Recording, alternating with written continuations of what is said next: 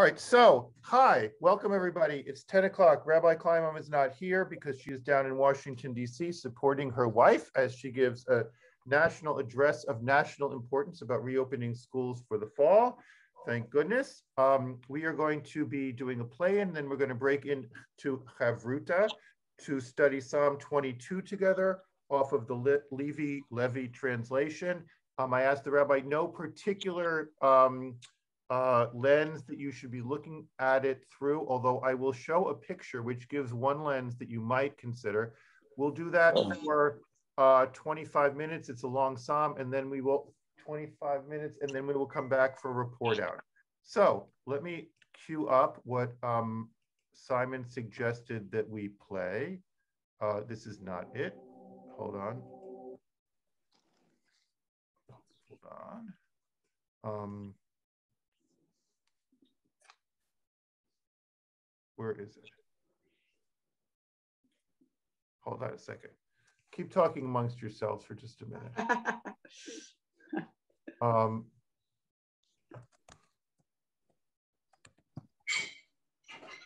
Here we are. Okay. So this is, he trusted in God from Handel's Messiah.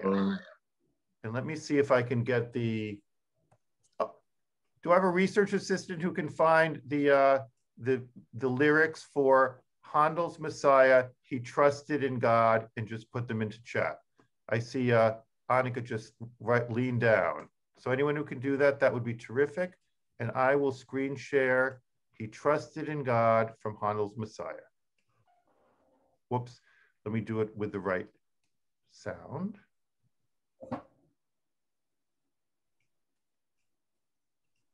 Okay.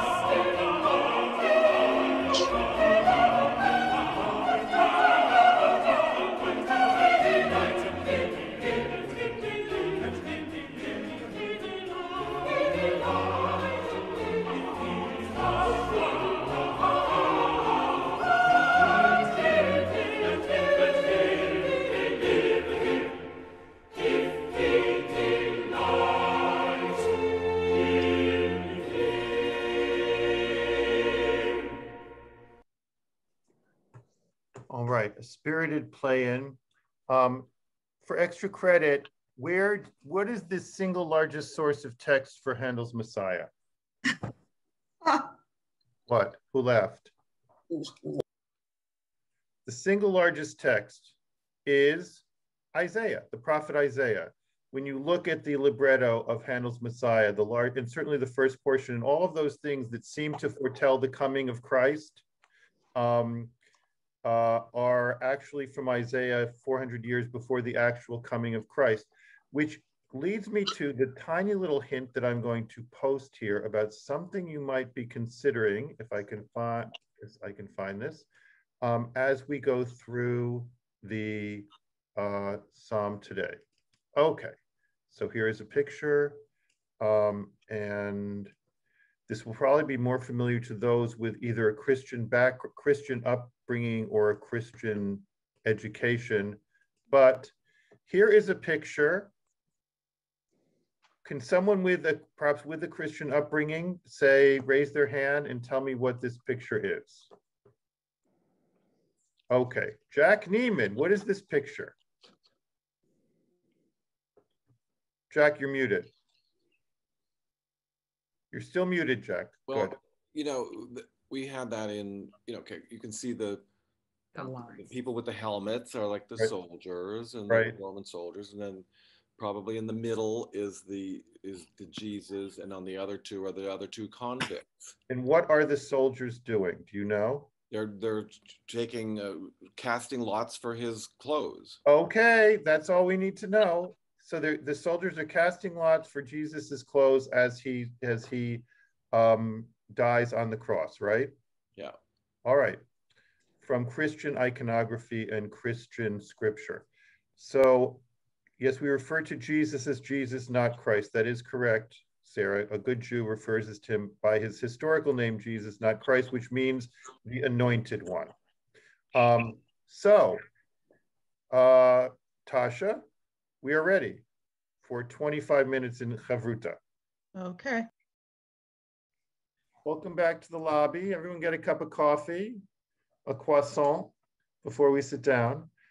So let's do, Saul already has his hand out. We have a nice 10 minutes here for report outs from your study groups. Saul, what happened in your Chavruta? So we talked about how, well, there's one important thing I want to say, but the beginning of the psalm is filled with despair. This person is in a terrible place and nothing is happening about, and is saying, beginning with verse 10, I've been yours. You were, yours since I was in the womb. How could you not help me? How could you not help me? And then I was with Sue Myers and Joan Friedman. And then I had been questioning how it changes with verse 24. Let me tell you a story of your name to my family. And Sue pointed out to me that in verse 22, the poet says, rescue me from the maw of the lion, and then there's the dash that Levi puts in. And then there's the second half of the verse is, from the horns of the wild oxen, you have answered me. And from there to the end is all praise. That's it. I totally missed it. That here in the beginning is all, I'm begging and you're not answering me and nothing is happening. And we have all been in those situations where we've been, and then this little itty bitty thing, you have answered me. You did it. And the rest of the psalm is all praise and how everybody is going to praise God because God is wonderful. You answered me. And I'll shut up. So Saul, thank you, Saul. So your group saw a change in tone in this text at either 22 or 23 from the woe is me to you are great, right? Right. Laurie Croatman, how about your group? Laurie, if you're talking, you're not unmuted. We can't hear you. Okay, sorry about that. I was with Allison and we basically talked about the suffering and the wait, Shep, you're on the side, Shep. Straighten yourself out. Anyway, that like so many of the Psalms, the narrator is suffering, is smitten, as Allison drew the analogy to the policeman that was pummeled on January 6th by all these horrible forces. And, you know, I always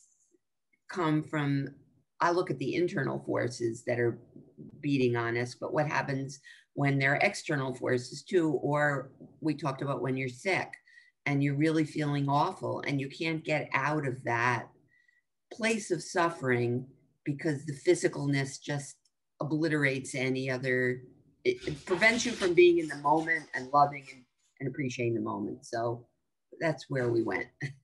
Okay, great. Peter Klein. I was with Dorina. Lovely to see her. One of the questions that we have is, and always ask, is who is speaking? Is it always the same person speaking, and in what context? It seems as though there are set pieces, particularly at the end when you have all the Hosanna like moments, and then you have the very personal one, the opening of great despair, and then another section that's all about the beasts. And those seem to be different voices, but I have no biblical Hebrew worth mentioning. Is there consistency in syntax? Do people have questions about, is this all one piece, or is it synthesized over time? That's a question for the house. So I'm going to hold off before I say what we discussed in our group, but you're hearing, it seems like there's different voices in this, or different approaches, or possibly cut and paste, that there's some of them are the personal lament and part of it is a generic praise to God. Is that, am I understanding you correctly, Peter? Correct. Okay, great. Ben Shafran. I was with Annika and Michael Goldstein, and we actually were struggling with it. The initial reaction was the same as Peter just described, that it may have been written by two separate authors and kind of put together. But in the final analysis, we came to the same conclusion as Saul and his group, that there is a split in the middle of verse 22. And all the woe up to that point is resolved because of a remembrance of a saving grace. And from then on, it becomes all positive. Okay, so you too are seeing that okay, great. Marianne King. I was with Golda Lee and Lisa Brown, and we also noticed that shift from despair to energy, and to almost the author almost becoming a leader, an encourager of other depressed people. We noticed that the first part of the psalm was about distance and despair, and the body physically falling apart, kind of nothing to rely upon. We also mentioned the fact that if your clothes are being bargained for, if your clothes are the only thing that you have, and they're casting lots for them, you're really sunk. Maybe the last point that I would mention is that the shift happens, it just flips, the situation just turns. And in a way, I think that's kind of grace. That's the kind of grace of God that's just letting the brain cells just flip a little bit, and your perspective is different. Thank you, Marianne. And Marianne, can I ask you a personal favor? Sure. Your offering on bark was so beautiful, and I loved living with it for that time that I was doing the offerings for the celebration of Psalms. Can you do another art piece for us? You're so talented. Okay. It was so beautiful. Well, full confession here is that I have been struggling with the Psalms. I haven't really connected. And for some reason, this Psalm connected me. I had written something for Psalm 5 and done the art piece on Psalm 11. So I'm kind of approaching closer and closer, but yes, I will. Maybe you have a Psalm 23 in art piece in you, not just mentioning. Okay, we'll consider. Because your piece on bark was just unforgettable. Randy Axelrod. I was studying with Stephen and Sherry, And we were kind of all over the place. Stephen had a very visual take on the psalm as a thriller, you know, a horror movie, because of all the very specific, awful things that were happening. And I found a very enjoyable time trying to cast that movie. We didn't come with any conclusions, although I did suggest that if it's made into a musical, it would be Hugh Jackman in the lead. And Sherry she sees the narrator as King David, and she was also struck by the imagery of this child being in such a safe place in the womb and then being cast out with, you know, no protection. And what spoke to me was actually Levy's, his narration at the end, where he writes about, is it possible that when we are feeling abandoned, that we actually have inadvertently abandoned people who could help us? And that was something that I thought about a lot while I was reading it. Like, have I cast out people from my life? Randy, maybe you have your offering in the form of a screenplay. Well, I think that would be Stephen's offering, but yes, maybe. Okay. One of you, maybe, hey, you know, we've had offerings from individuals. You guys could get back together again and write the screenplay for this. You have to collaborate. And we can video it and you can present it as a, you know, seriously, if you wanted to do this and present a drama with 3 or 4 voices, that is completely possible. Harriet, Ruth, Yeah, this is Ruth. Ruth, okay. That's okay. I know it's a very confusing title there. I was in a breakout room with Robin Baslaw and Sarah Sill, and much of what we talked about was similar to what everybody else has presented about the switch between the individual suffering and then the kind of praise of God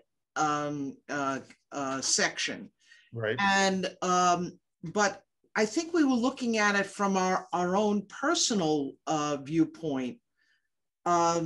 I guess our initial question is, how do you get from this place of utter individual personal suffering, almost clinical depression, to a place where you are have come out of it and now see the world in this different way, and of that kind of switch in viewpoint of being connected not only to God, but to other people in your same generation and for future generations, feeling that you now are hopeful and are now not suffering alone. And I think that was the thing that really we were focusing in on. Okay. We're at time. I'm going to give Darina and Gail just a minute for their groups, and then I have something, and then I'll play us out. So Darina, for just a minute, what happened in your group? No, I just want to point out one thing as a person of Christian heritage. Verse 19, they divide my garments among them, they're casting lots for my clothes. That's exactly what the Roman soldiers did when Jesus was crucified. And you just, I'm going to hold you because you just gave the teaser for next week. I have a little teaching on Old Testament verses in the New Testament, starting with that, and I have it in Hebrew and Greek, and we'll be getting back to it. So thank you. Gail. Possible solution to the dilemma of where the split in the shift in tone comes And you just have to repress and put aside for a moment from the last part of 22, from the horns of wild oxen, you have answered me. And just lay that aside and think maybe it says, instead it says, you have answered me, answer me. And then the rest of the psalm is like wangling to God, saying, it's a conditional future. Don't you want to save me so that I can tell my whole family and everybody will praise you? Oh, okay. There you go. Wow. So my group, it was me and Judy and Donna and Barbara, found exactly the same split. We also found that verses 4 through 6 seem to have another voice. And I felt, for anyone who's seen one of Bach's oratorios about the death of the gospel oratorios, where there is there's Jesus and then the other pieces. This could be set so easily, as you were saying, as sort of this grand oratorio where there is the lamenter and then one or two choruses talking about something else. And Peter, we felt like you did, that some of it at the end was really a call to prayer, a call to worship, a call to praise that could have been put in, that it was some mashup involved here. So I'm going to do a few things. One of them is I'm going to put right now a link in the chat. Whoops. Edit, undo typing. Oh no.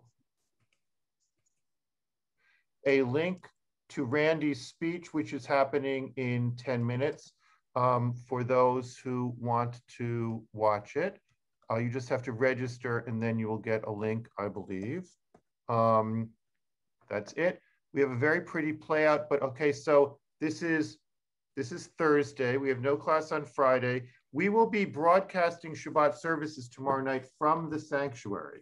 And we have a new little production team working on it. So for those of you who regularly stream Friday evening services, I am very interested to hear what you think about the service that we produce tomorrow night, because we're moving towards the service that we would produce for the rest of the summer and what will look like our streaming service after we come back with more people. The board, we have somewhere between 12 and 25 people will be in the sanctuary, the board and the staff, to test our procedures for getting people safely in and out. So that's Friday.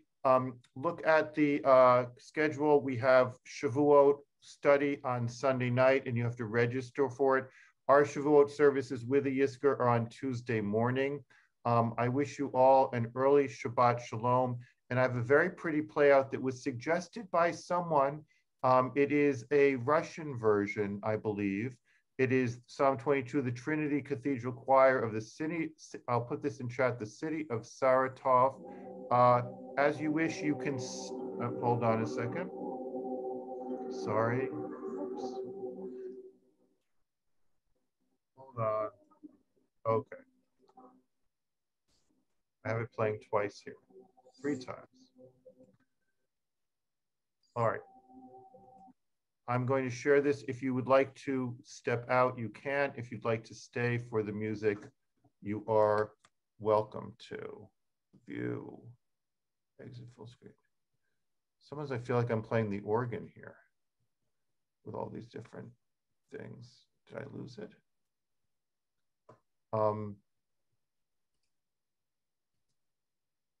Okay. Hold on.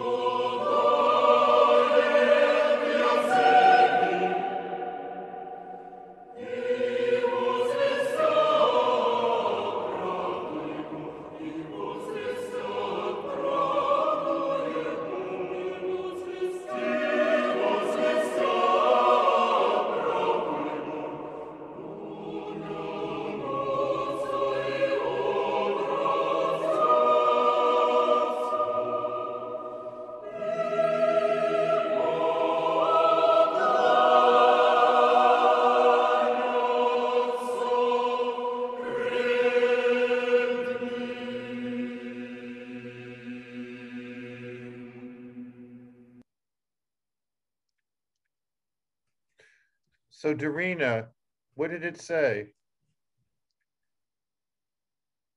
I need to look at it closely. All right. But I think I could understand most of it. All right. So was it the whole psalm or was it just parts of the psalm? Oh, not long enough to be the whole psalm, to be sure. All right, I'm going to put it into Facebook, and if you can figure out what it was we were listening to, but it was beautiful. All right, everybody, have a wonderful, it's beautiful, as my mother would say, get outside, it's so nice outside. Have a wonderful weekend, and we will see you back on Wednesday at Psalms class, but hopefully either at Shabbat services or at Shavuot study between now and then. Bye-bye.